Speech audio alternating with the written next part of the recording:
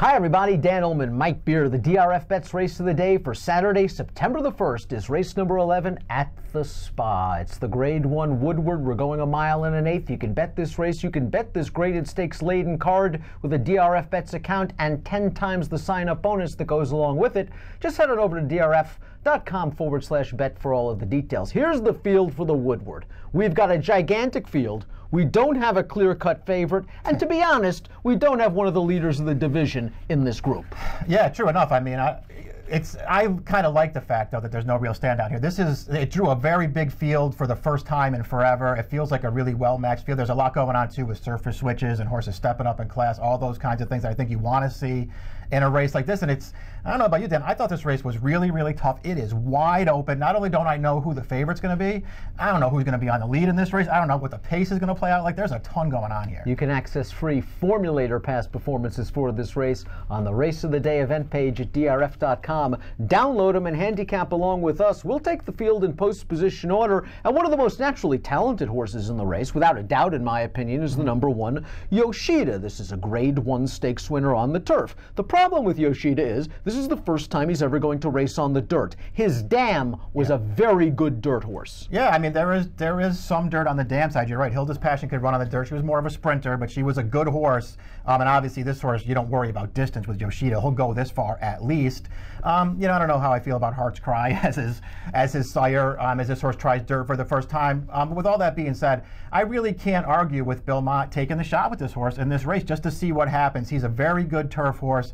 I think if you're going to take a shot in a Grade 1 race, this is a great spot to do it in. He's got a great post on the inside, so Rosario can save some ground early, get this horse out into the clear, and see if he can kick home hard on dirt. It reminds me when Mott tried Good Samaritan on dirt last year in the Jim Dan. He just found the right spot and the right situation for him, and it worked out. I just am not sure I want to really take this horse at a short price, doing something for the first time in this big and bulky field, getting the kickback for the first time as well. The 2 is imperative, and he's just a cool horse. He's closing in on $3 million in lifetime earnings. Now, it was a shame that this horse was impacted by a severe injury that cost him a year. You can look at his return and his 2 races in the return 2 different ways. 1, he can't run anymore. Or 2, he's had legitimate excuses. In the Island, a short field, he stumbled at the start over a speed-favoring track and couldn't catch the gate-to-wire winner. And in the West Virginia Governor's Cup, they ran 1-2 around the track over an intensely speed-friendly track. Yeah, I mean, those things are both true. I mean, I don't even really care about the first race back off that long layoff. There was just nothing he could do in that spot. The last one, you're right, it was a speed-favoring track. The 1-2 finishers got in front of him, but it's not like he was that far away from that. I wanted to see him make maybe a little bit of a more meaningful run in that race, but we'll see what happens. He's a good horse. He's got back races that would give him a real chance in this race, and he's going to be a big price in this race. So I'm not going to argue with anybody who's going to take a positive view on him. I just found it hard to like him in this field. The very likable Patch is 20-1 on the morning line for Todd Pletcher, a well-beaten 3rd in the Belmont Stakes in 2017. This is a horse that's only run 3 times this year, and he's only run poorly once. That was the Stephen Foster handicap last time out. Most recently in the Alley Dar, I know there might not have been a ton of pace on display, but I thought he had every chance in the lane. He was firing. It was kind of a blanket finish. He's a little bit slow on paper, but I guess there's an upside to him. Yeah, I think there is a little upside to him. I don't know. This is, I think he's an interesting horse in here if you're looking for a bigger price. I do think he could be an okay price in this race. I guess we'll see how they wind up betting it. Because it's Pletcher, you have to worry about him just taking a little too much money. But I actually feel like he came back off the layoff this year in that 1X allowance race, and I think he ran really well that day. I think he took a step forward in there. The pace did kind of fall apart at the end of that race, but I like the run that he put in. I mean, when you watch the replay of that race, you get to mid-stretch, it looks like he just has no chance to win. It looks, maybe he'll be a good 3rd in here, and he somehow got up to win it. His Stephen Foster wasn't good. I thought he ran fine last time. He came wide. He was finishing sort of right with Realm in that race, sort of making up the same ground that horse was making up, but that horse was a little bit ahead of him. He just couldn't catch him. I thought he ran okay. This is the kind of horse who, if he is a big price, I want to use him somewhere because I think he's headed the right way. And the Stephen Foster, the excuse could be one that many had that day. It was one of those hot, muggy nights. Irish War Cry basically was vanned off because of it. There's an excuse there. I think you and I will disagree. disagree on the chances of Taproot a little bit in here. 6-1 on the morning line for Todd Pletcher. I think there are some excuses for the 2017 Belmont winner. I thought he ran okay in the Travers last year, where Jose Ortiz kind of made an early move on the backstretch and it didn't work out for him. And he must have gotten hurt because he then went away for a long time. He returned with 2 aluminum pads in his first 2 starts, so something wasn't completely right. The aluminum pads came off, but the rains did come, and the Whitney was delayed 30 minutes. He was also up close to a pretty fast pace. I think he's going to work out a good trip here, just in behind the leaders. On his best day, we know he can do it.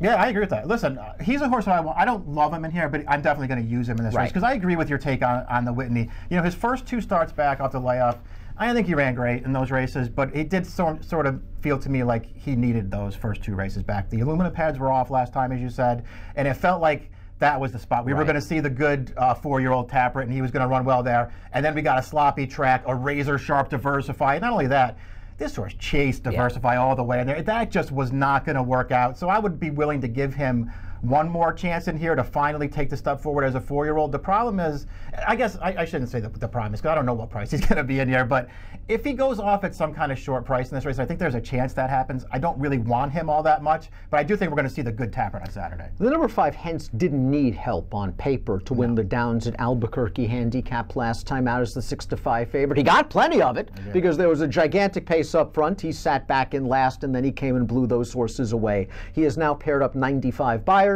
He's probably going to have to run faster in here. And I think there's always a question about class with this horse. He's a nice, honest runner. Yeah, I agree with that. I mean, he's just going to have to run better in this race, and he's going to need every bit of a big pace set up in here to get a piece of this race. I'm not betting on it happening. He's a pretty good horse for good connections. I just don't want him in this race. Brad Cox has turned around the career of the number 6 Term of Art. First start for Cox. First start off a long layoff. A winner going a turn and a half at Ellis Park at a mile. Last time out in the West Virginia Governor's Cup, he pressured Leah Frick every step of the way. It was that speed-favoring track at Mountaineer, and he just couldn't get by him. Yeah, I mean, listen, he ran fine in that race. I agree with you. Brad Cox, it feels like he's gotten him a little bit better this year as a 4-year-old. We'll see if he can get him even better than that, because I think he does have to really improve to be a factor in this race. And, you know, he's one of those horses who wants to be forward. Not that that's a bad thing, but this is one of those races where all the horses who have the speed in the race, they're all to his outside. And I feel like even if only a couple of them are looking for the lead, they're all going to come running to his outside, and they might put him in a pretty tough spot. Let's talk about Chad Brown at a price with Kuralov in here. And I think this horse is a little bit dirtied up on paper. He did most of his work in his native Chile on dirt. He's been running a lot on turf in this country. But his dirt races here, I think, are okay. His first start was off of a lengthy layoff. I won't hold that race against him. The Queens County, he got beat a neck. I don't think that was a bad race over a sloppy track. Last time out in the Alydar, I think he moved too soon to make the lead, and I think he ended up on a deep rail. I mean, I think those things are true, too. I still think it's a bad loss for him last time, but there are excuses to be had if he's the kind of horse you want to make excuses for. I'll say this. If he's some kind of big price, I don't know when the last time you got some kind of, you know, overlaid price on a Chad horse, then I won't argue with this horse. But I sort of disagree with just about everything else you said about him. I didn't think he ran well at all in his first start in this country. Maybe he needed that race. It wasn't a super long layoff. It was a little bit of a layoff. I didn't think he ran well. I thought the Queens County, it was a sloppy track. Maybe he didn't like it. I thought that was a terrible race, and I don't know how he didn't win that day. So to me, he's run 3 times on dirt. I don't like any of those races. It's Chad Brown, it's Jose Ortiz. He's probably half the price he's supposed to be in this race. I don't want him. We're used to seeing Discreet Lover in these Grade 1 races at something like 50-1, and he's overmatched because he's going against the Diversifies or the B Jerseys or the Mind Your Biscuits or the Gun Runners, etc. This is actually a race where you get the feeling he's got a chance to win it on his very best day. Now, maybe he needs a little bit more pace, and maybe his Whitney's dressed up because that pace was fast. He got a beautiful ride from Manny Franco, saving ground and just basically outstaying everybody else, some tired horses for third. But you know he's going to show up. You know he's going to run a buyer in the high 90s to low 100, and maybe, just maybe, he'll be good enough to pull off an upset. Listen, you know he's going to be a price. Listen, he is going to be a price. He likes the distance. He shows up and he runs every time. It's hard for me to believe that he's going to be a Grade 1 winner at the end of the day on Saturday. Maybe he will be. I'm not buying it, but I know that he's going to run at the end, and I would use him underneath somewhere. Gunnevera is a really nice horse. Another one closing in on $3 million in earnings. Another one that's at the mercy of race and pace luck because he is a one-run closer. Ran great in the Travers last year. I thought ran really well in the Breeders' Cup Classic. Listen, Pegasus World Cup after that race, he ran to Gunrunner, won by a million lengths. It was an impressive performance for Gunrunner. Gunnevera ran fine. Got sick before the Dubai World Cup. Got hurt after the Dubai World Cup. That last race, I'm not even looking at the buyer speed figure. I know what he can run. Yeah, I agree with that. I mean, they were clearly prepping him. He won that race as easy as you wanted him to win it. And it's sort of, I like the fact that it looks a lot like the race that they brought him back in before the Travers last year. They knew he was going to win that race. They were just prepping him. He won it easy. He ran an 86 buyer. And then he came up for the Travers, and he ran great with a really tough trip. Bumped up to a 104, improved from there. His last race, he won it easy, prepping for this. This was the goal. I think he shows up on Saturday. And his trainer, Antonio Sano, knows what he's doing. He's very underrated. This horse just needs a trip. Yes, and that's always a question mark with a horse coming from the back of the pack. The 10 Seeking the Soul is extremely consistent. His last 4 races, triple-digit buyers of 100 or greater. His most recent start, the Schaefer Memorial, at first glance, and you know I'm Pioneer Spirit's biggest fan. At first glance, I was really disappointed because Seeking the Soul is supposed to go past Pioneer Spirit. But then I realized this was his first start in about 6 months. And Dallas Stewart probably didn't have to have him completely cranked up with this race as the ultimate goal in the summertime. Seeking the Soul, if you don't think Gunnevera is the horse to beat, I think Seeking the Soul is, and he can win a race like this. He proved it in the Clark 3-back. I agree with that. You know, he just got really good last year as a 4-year-old. He just kept improving throughout the year, and obviously he ended it the right way with some big races at the end of the year. I'm with you on his Schaefer, because when you watch it, you know, listen, Pioneer Spirit sort of controlled the pace. They took this horse back early. He got right to about even terms at the top of the stretch and couldn't get by him, but he had to work just to get there. It's not like he, you know, hung or didn't stop trying. He raced on the entire way. The thing about Pioneer Spirit is, not only is he really improved, but that horse likes to win races, man. I mean, all he does is when he's not easy to pass. So I'm not as down on that race. I'm like you. I'm not that down on that race last time. I think this horse has gotten really good. I think he gets a good trip in this race. I think he fits really well in here. I wonder what kind of price he'll be. I wouldn't take him at too short a price, but I don't think he's going to be the favorite, Dan. I like this horse. I'm guessing third choice, but the possibility of fourth if Taprit gets bet down for Pletcher. Leah Frick, the 11. This horse likes to win races as well. 6 of 11, 3 out of his last 4, but you could make the argument that last time out it was an inside speed favoring track at Mountaineer, and he just took advantage. I mean, I think he did probably take advantage. He got a new buyer top, but he won his race prior to that from way off the pace, so he can do it different ways. It just feels like, you know, he's stepping way up in class now, because even without a standout in this field, there are good horses in here, man. This horse is going to have to improve again. Sunny Ridge is a millionaire coming off a triple-digit buyer effort in Timeform US. This is a tough pace projector, I would think, for anybody to make. Has Sunny Ridge out there on the lead, and he does have that kind of speed, I guess. Yeah.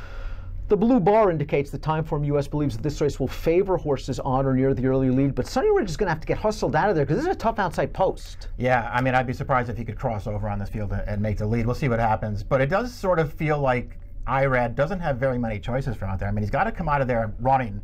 He doesn't have to try and make the lead here, but he's got to come out of there running and try and get a position going forward. If he can do that, this horse is clearly good enough to win this race. I like that he finally took a step forward. I personally was a little disappointed in his first 2 starts back off the layoff this year, but he took a step forward last time. I don't love the field that he beat, but he did run an improved race. He got a really nice trip sitting behind the pace battlers, but when he moved on the turn, I love the way in upper stretch he just zoomed away from that field. He earned that 102 buyer speed figure. His tactical speed makes him dangerous, and although that was a one-turn route, he's done it at the distance in the past. The 13 is Zanatti, and this horse is just a hard trier. Maybe he is not grade 1 caliber, but he's 15 of 24 in the exotics. Last time out in the Monmouth Cup, he was about 4-5 path entering the turn, just outside of name changer. I thought he had every chance in the stretch to get that horse. He didn't do it. If you believe the fig, he's right there. Yeah, if you believe the fig. If he can run another 102, I guess he is right there. I want to see him do it. It'll be a big price. I'm not going to knock this horse. Rally Cry last year ran second in the Woodward, a well-beaten second behind Gunrunner, in his second start off the layoff. This year, it's his second start off a much longer layoff, but don't you get the feeling that Todd was just using that 7-furlong race as a prep for this? He really didn't do much running in that spot. Stretching out, I think he's on a dead send. I mean, I guess he is too. From post 14, I don't see what other choices they have with him. I don't want to, you know, hold the race off the layup against him too much, but he was awful in there. He had 2 bar shoes on for that race. Yeah. So we'll see what happens. I suspect he runs better in this race, but I doubt he runs well enough to beat this field. Let's take a look at our top picks for the Woodward. You can go so many different ways. I think it has to be considered a spread race in multiple race wagers. And I think you're supposed to look for somewhat of a price in here. Gunnevera, Yoshida, these are horses that wouldn't be surprised, but they're going to take their share of play. Yeah. You're going with Seeking the Soul. He's ultra consistent. Dallas Stewart having a nice meet. Yeah, we'll see what happens. I just feel like this is a good spot for this horse. And again, I'm not that down on his last race. I think he needed that one. I think he takes a step forward here. I think his good race gets it done, but there are a lot of different ways to go. And he's not a one-run closer. He's a mid-pack horse that could benefit if this pace gets a little bit quick. You're going 10, 9, 4, and 3. Discreet Lover, he's an honest horse. You know he's going to give his usual best. As Mike said, it's hard to imagine Discreet Lover being a Grade 1 winner at Saratoga, but maybe this isn't your classic Grade 1 caliber field from a quality standpoint. I'll take a shot with Discreet Lover. 8, 12, 13, 10 for me, and I'd use all 4 of those horses in multiple race wagers. In the Grade 1 Woodford, the DRFBets race of the day for Saturday. Play with a DRFBets account and 10 times the sign-up bonus that comes along with it. Bet 20, get 200, drf.com/bet. Approximate post time for the Woodward, 6:47 Eastern on Saturday. Best of luck.